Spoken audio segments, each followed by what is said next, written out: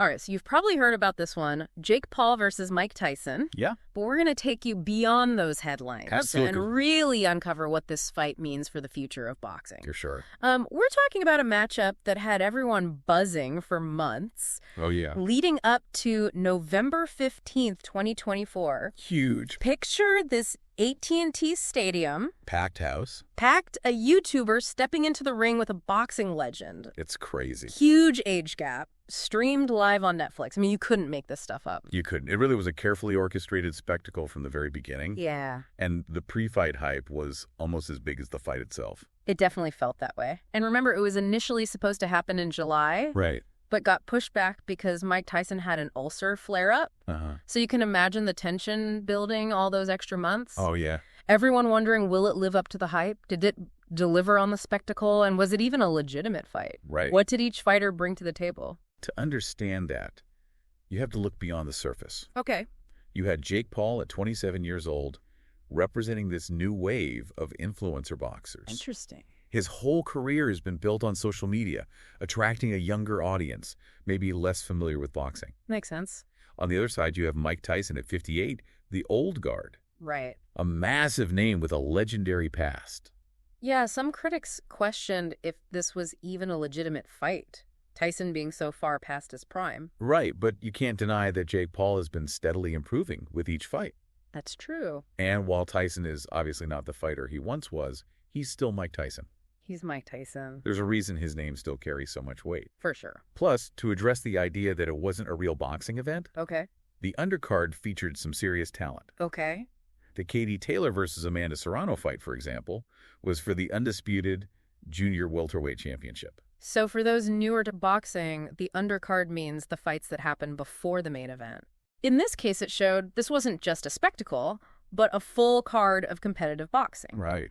Okay, so fight night arrives. What was the story the sources tell us about what happened inside the ring? It really became a battle of strategy versus stamina.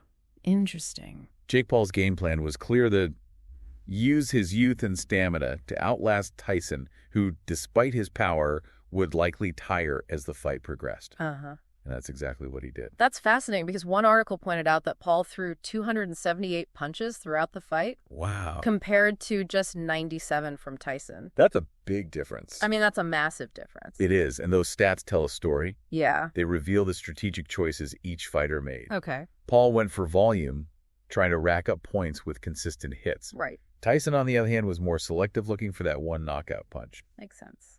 But as the fight went on, Tyson visibly faded. And those power punches just weren't connecting as frequently. So despite the age difference, it wasn't just a case of the young gun overwhelming the veteran with youthful energy. Right. There was a clear strategy at play. Exactly. And while some sources called the fight lackluster, I think that misses the nuance of what we saw. Okay.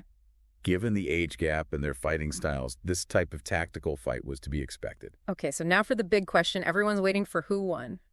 Well, the judges' scorecards were pretty decisive. All right, give us the dramatic pause, and the winner is? Jake Paul won by unanimous decision. Wow, unanimous. I have to admit, I didn't expect it to be so one-sided. Yeah. What led to such a decisive victory for Paul? Was it just stamina, or were there other factors at play? The scores were 80-72, 79-73, and 79-73, all heavily in Paul's favor. Wow. This wasn't a fluke. He truly outboxed Mike Tyson. Okay. And the reason for that, the sources suggest, goes beyond just stamina. Okay. One boxing analyst pointed out that Paul's footwork was surprisingly good, allowing him to control the distance and avoid Tyson's power shots. So it sounds like Paul really did his homework and came in with a solid game plan. He did, and you have to give him credit for that. He absolutely did, and I think that's where some of the mixed reactions came from. Yeah. Some people saw it as proof that Jake Paul is evolving as a boxer. Right. Others, maybe those more attached to Tyson's legacy. Yeah. Focused on his decline, perhaps unable to accept that the aging legend could be outmatched by a younger, less experienced fighter. Yeah, that makes sense. I can imagine it being tough for some fans to watch their hero lose. For sure. Especially to someone like Jake Paul, who came from outside the traditional boxing world. Exactly. And let's not forget the sheer spectacle of it all. Oh, yeah. The influencer hype, the Netflix streaming, the massive audience. Yeah. It all added to the complex mix of reactions. Speaking of reactions, one thing that jumped out at me from the sources was the talk about this fight being a potential turning point for boxing. Yeah. Some argue it was a farce that cheapens the sport, Right. while others see it as a sign of progress, bringing in a new generation of fans. What's your take on that? That's the million-dollar question, isn't it? It feels like it. And I think it's a question you need to consider as well. Okay. Does this fight, with all its hype and non-traditional elements, enhance boxing's appeal or detract from it? Does it open doors for new talent and expand the audience, or does it compromise the sport's integrity? It's interesting because on one hand, you have this massive viewership on Netflix, Right. a platform known for its accessibility and global reach. For sure. 60 million households tuned in. That's huge. That's massive. And it's not just the numbers, it's how those viewers experience the fight. Right. Streaming offers a level of convenience that traditional pay-per-view just can't match. You got that right. People could watch on their phones, laptops, smart TVs, wherever they wanted. Exactly. That's a key point. Yeah. It changes the whole game in terms of who's watching and how they're engaging with the sport. Yeah. And for a sport that's been struggling to maintain its relevance in a changing media landscape, that kind of exposure is invaluable. But on the flip side, does this type of event, with all the influencer hype and spectacle, overshadow the actual sport? Right. Does it alienate the hardcore boxing fans who value technique, strategy, and the history of boxing? Sure. Are we sacrificing substance for entertainment? It's a valid concern, and it's a tension that boxing has been grappling with for a while now. I see. This fight just brought it into sharper focus. Yeah. You have this clash between traditionalists and those who embrace this new era of entertainment-driven boxing. It's like that debate in music between selling out and reaching a wider audience. It is. Is there a way to do both? Can boxing evolve without losing its soul? That's what's fascinating here. This fight wasn't just about Paul versus Tyson. It was about boxing's identity in the 21st century. Okay. Can it balance the raw athleticism and technical skill with the entertainment value that attracts a broader audience? It's a tightrope walk for sure, but maybe fights like this, as controversial as they are, force us to have those tough conversations and figure out where we as fans stand. Exactly. It's about finding that balance, honoring the past while embracing the future. Right. And maybe, just maybe, fights like this can help us do both. Yeah. It's a tricky situation for sure. And thinking about it, it's not just boxing that's changing. Right. The way we consume sports in general is evolving rapidly. Absolutely. Streaming is becoming the dominant force. For sure. And that has huge implications for all sports, not just boxing. Absolutely. It's a complete paradigm shift. Yeah. Traditional broadcasters are scrambling to keep up, and platforms like Netflix are seeing the potential to disrupt the entire sports industry. You mentioned Netflix, and their success with this fight was undeniable. Yeah. 65 million concurrent streams at its peak. Wow. That's a game changer. It is. It shows the power and reach of these streaming platforms. Absolutely. Remember how we used to be tied to cable packages and specific channels to watch our favorite sports? Yeah, those days are fading fast. Yeah. With streaming, we have more choice and control than ever before. Yeah. We can watch what we want when we want and on whatever device we choose. It's empowering for viewers. It is. But I imagine it creates new challenges for leagues and organizations. Right. Trying to reach their audiences in this fragmented landscape, how do they adapt to this new reality? It's a delicate balancing act. Yeah. They need to maintain their existing fan base Right. while also appealing to new viewers who might be discovering the sport through streaming. Right. And let's be honest, it's not just about convenience for viewers. Okay. For streaming platforms, it's about the money. They see live sports as a way to attract and retain subscribers. That makes sense. Live sports are still one of the few things that can reliably draw a massive audience at the same time. For sure. And in the streaming world where competition for subscribers is fierce, Yeah. that kind of event is pure gold. You hit the nail on the head. Right. It's all about capturing eyeballs and keeping people glued to their screens. Right. And sports, with their unpredictable drama and communal viewing experience, Yeah. are a perfect fit for the streaming model. So where do we go from here? What does the future hold for sports broadcasting as streaming continues to rise?